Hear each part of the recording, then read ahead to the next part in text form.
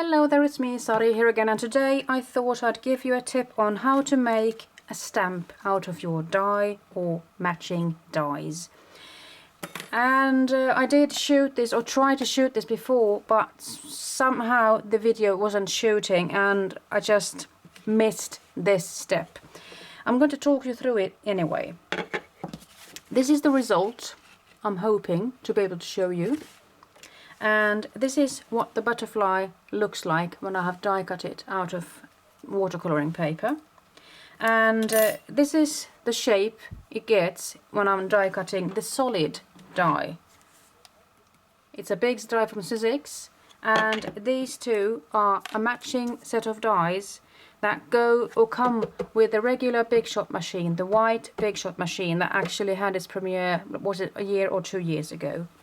So what you need to do first is you're going to die cut a butterfly out of funky foam, and you're going to pierce through all of these bits and pieces so you're just left with the sort of skeleton of a butterfly.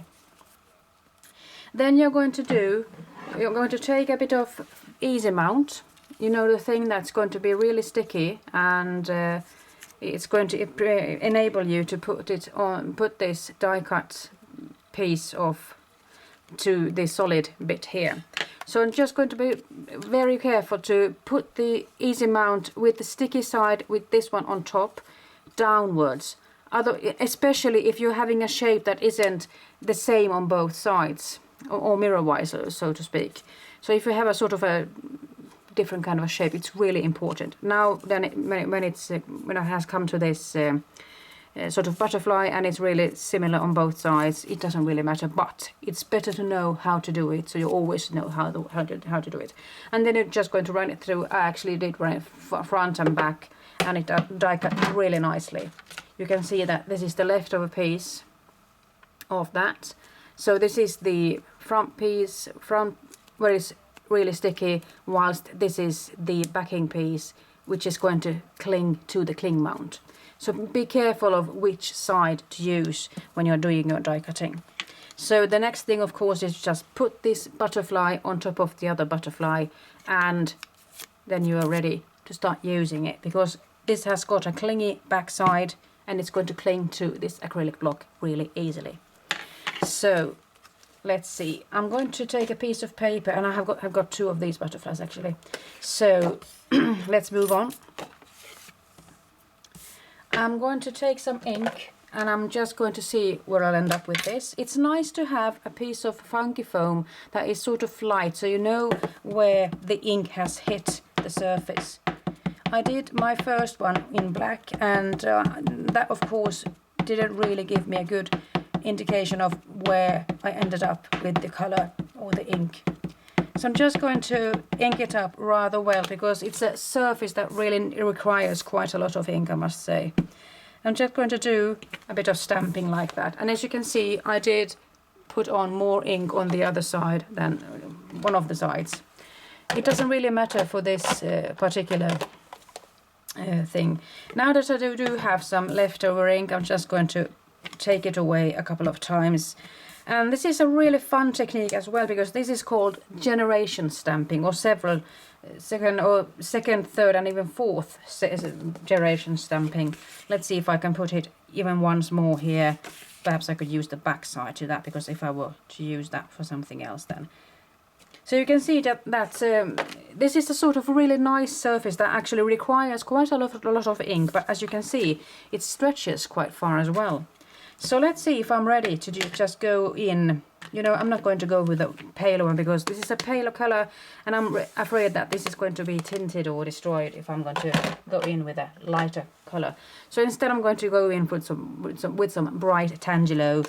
It's a really sharp orange color, I'm thinking. And I'm just going to ink it up like this. And you know, I just came to think about something. When it comes to stamping with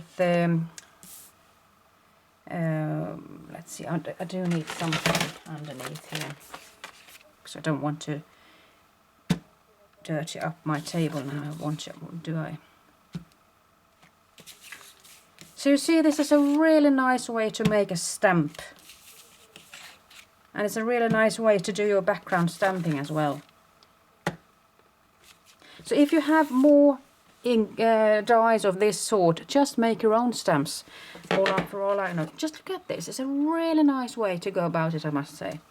So just one more thing I would like to show you is, let's see if I can find a nice way to go about this. Let's say I would go to use some distress paint, because when it comes to stamping with these foam stamps, these are really nice to work with acrylic paints, and when it comes to the Tim Holtz's distress or acrylic paints, these are really easy to apply on the surface since these have a sort of a dabber. And if I'm just going to go about it, having it a sort of uneven coating there, I could actually just try to see what it would look like if I'm going to take a fresh piece of paper that is sort of flat on the surface. Let's see how far it stretches. So you can see you get a really nice result. And this paint is rather quick drying as well. So now I'm just going to end up with a sort of a mishmash because I'm having that piece of paper underneath. But as you can see, it stretches to at least 4 stampings, even 5. So this is a really nice way to go about it when you're doing your generation stamping, several generation stamping. So this is my tip for you, and especially butterfly dies are really easy to come by, I'm hoping, for you, and they're fun to work with. I'm going to sign off right now. Bye bye.